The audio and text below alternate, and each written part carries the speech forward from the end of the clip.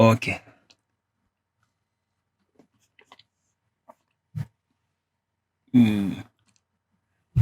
Guys, man, I had to go to the barber shop because someone say I'm looking like Papa Santa. So, man, how you love my new look? Entrepreneur, cleaner. Okay, so let's get back on the second day. And this is what happened on the second day of the webinar. Oof.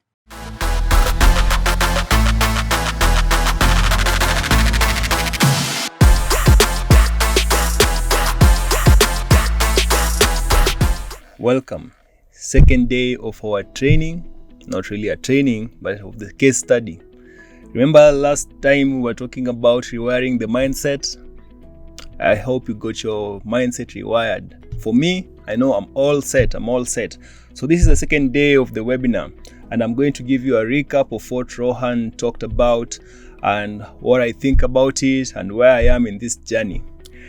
Okay, so let's start. Let me see. Just checking out my notes. Right. So for the second day, it was all about choosing your industry. And the industry, basically here, we are meaning your niche. Or for you French people, your niche. Or for you English people, your niche. So second day is all about choosing your industry. You have to decide which industry you're going to serve and how you're going to make money from it. Excuse me. Okay, before you even go to choosing the niche, you have to conquer your mind. Let me just share a screenshot that we had last time. So first of all, we learned that you need to rewire your brain. Then from there, you need to find a niche that you can serve. And then finally, you need a proven process to attract clients and convert them into customers. Of course, you need a way to get to customers so that they can get to pay you. And at this time, all of us have doubts. Okay, let me speak specifically about myself. I have my doubts. Anytime I'm starting a new business, there's always that, what is it called, the black thought or whatever, at the back of my mind that is going to tell me, you're not going to succeed. Like how many people have done this thing, they haven't succeeded. The many success stories that you see are usually just a very small percentage of people. So I have those doubts at the back of my mind, and I have to conquer that. But man, in 2021, we're going hard. And by going hard, that means I'm going to conquer my mind. And even when I was just watching yesterday's webinar, I realized my target of getting to 10K a month, that's way, way low. So now we're upping the game. We're doing it to $1 million. Like seriously, we're going to build a business for $1 million. No playing small here. We don't want an extra $200 or an extra $300 at the end of the month. We want a real business. We can employ people, provide good service, and make that moolah. Okay. So at this time, we have to conquer our mind. And apart from that, you have to accept your current situation. And the current situation is you're not doing good. Okay. Then the current situation is I'm not doing good. I have to accept my current situation and know that there's a lot of potential in me and that I can do much, much better than I've been doing for the whole last 30 years of my life. Welcome 2021. Okay, so let's talk about niches. So if you've been doing any business or if you've been in the online space for some time, you know what a niche is. A niche basically means a group of people that are interested in something or that love doing something or that are united by something. That group of people can be, let me give you an example. I think an example will be easier for me to demonstrate what I mean. So let's talk about football. When you have a group of people who love football, excuse me, I think next time I'm going to get my water on the table. So when you have a group of people that love football, that can be called a football niche. When you have a group of people that love gardening, that can be called a gardening niche. So basically a niche is just a group of people that love something or have a specific problem or have something that unites them. So in our case, remember we're building a cleaning business. So our niche is basically people who need their homes cleaned. That's our niche. The niche that we're choosing, it has to be a high value niche. That means people must be spending top dollars in that niche. And apart from that, it should be a niche that brings together a lot of people. That means many people should be in that group. I don't want a niche where I'm only able to service like 10 clients a month, or I don't know, 20 clients a month. I need a niche where I can service like 100 clients a month, because we're building a big business. We don't want a niche that is so small such that we can exhaust marketing to all customers and then we end up not reaching our revenue targets. We want a big niche. And I think cleaning is one of those niches where, everyone needs their home cleaned once in a while. And of course, they pay top dollar for it. So I think cleaning is a good niche for that. But just in case you're not interested in cleaning, maybe you don't want to enter that niche, there are a couple of other niches that you can enter. And during the Webby, Rohan gave some list of niches where other people have been having success in. And some of the niches are dog walking. Like dog walking.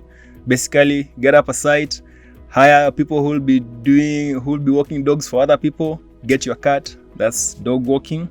Then you have babysitting. I know parents in the house will understand. Lots of you hire babysitters because you need your time freed. So babysitting is also a good niche. Another local niche we talked about was lawn care. Now, lawn care, no one wants to see their grass all unkempt. So if you're living in an area where people usually have to deal with the grasses growing too much, then possibly you can go into lawn care. Another niche that was highlighted was laundry pickup. Yeah, laundry pickup, like guys come to your home, pick your laundry, go wash, return it, you pay them. I think that's a pretty good niche. Then there's also home massage. I'm not really sure how that works. I don't know how many service provider we're going to have to hire to service a whole city. But that's potentially a niche. In the group, lots of people are having success with it. Then you also have moving services. Now, moving services is good because of the high price point. Like people pay thousands of dollars just to move. But now the only problem is people are not moving every Friday. So you really have to, before you get into the niche, you have to check what do you want to achieve. If the high price point is appealing to you and you don't want to do regular work, I think then moving can be also a good niche. But now let's go back to the mother of all niches. That's the cleaning. By cleaning, I mean like cleaning homes, cleaning Airbnb apartments, cleaning residential places, hotels, government factories or something. So cleaning basically is a whole big niche, and you just have to decide which segment of the niche you want to service. Okay, so why is cleaning a good niche? Possibly because of the high price point and the large number of people that need their homes cleaned. For a typical cleaning service in most cities, you're going to find service providers are charging anywhere from $90 to even $160, $200, really depending on the size of the apartment and the type of cleaning that needs to be done. So if it's just light cleaning, it can be maybe $100, but if it's deep cleaning, it can even go to $300. Then of course, when you get your cut, for the cut is usually like 30 to 40%. So if you're charging $100 for a clean, you give the cleaner $60, you get your $40, and you are even. We're all about making money. So the money makes sense for cleaning. But let's compare it to dog walking. Dog walking, per hour is how much? Like $15? I don't know, $15-20. So even when you get to pay the service provider, I'm assuming 30% there, $15 of 30%, that's 10. So you remain with 5. How many $5 will you need for you to get to $1 million in revenue in a year? So you do the math. I've done the math, and for me, cleaning seems to be a viable option. That's why I'm all in. I'm head in, like head, feet, everything in. All right. So you might be wondering, why go the cleaning route? Simple. It's the 21st century and we're all about money. No need for us to build some sexy business like Facebook, WhatsApp, or the next app or something like that. It's all about the green. So that's why we go into this business. We are here for the money. We're not here for looking sexy or to be the next technology. I don't know what. We're not here for that. We don't want to be like Twitter, like 10 years without making a profit. We want to make the profit in the first year, not 10 years without making a profit.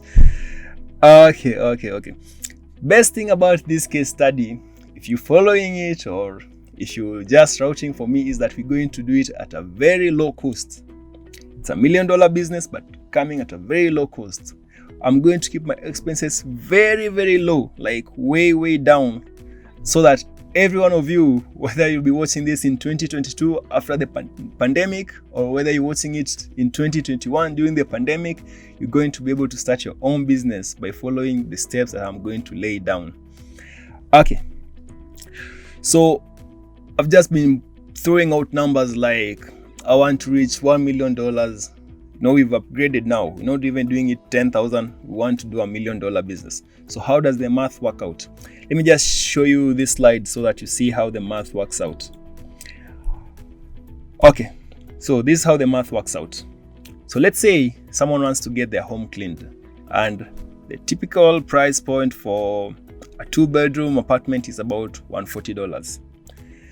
Now, if you get 5 jobs a day, each at $140, that means you get $20,000 in revenue per month, right? $20,000. So let's say you've been keeping your costs down and you've been hiring good cleaners, and you take you pay them about 50% and remaining 50%. So from the 20,000 revenue, remaining with 10,000. Now, do you see how easy it is? That's why I'm upgrading my goal. No longer 10. I mean, like I can get 5 jobs. I'm sure I can get 5 jobs every day. So why settle on 10,000 revenue a month? I want this thing to be big and big.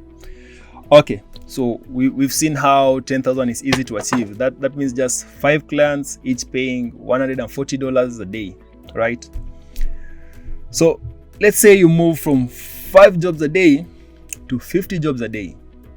5 jobs a day to 50 jobs a day. If you do the math, that would be $2.5 million a year. So let's see how, okay, we've talked about $10,000 a month. Let's see how this $10,000 transforms into $1 million in a year. Remember, for us to reach $10,000 a month in profit, we only need 5 jobs a day. 5 jobs a day is costing $140. But remember, some guys will be having houses that are like 3 bedrooms that can be even like $200. Maybe you get a 4-bedroom that can be $300, $400. I don't know.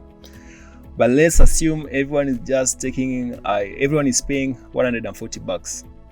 So how do we get to the $1 million? Now it still goes back to the math. Remember, we were taking 5 jobs a day. So what if you upgrade the jobs? Instead of getting 5 jobs a day, you're getting 50 jobs a day. Now do the math.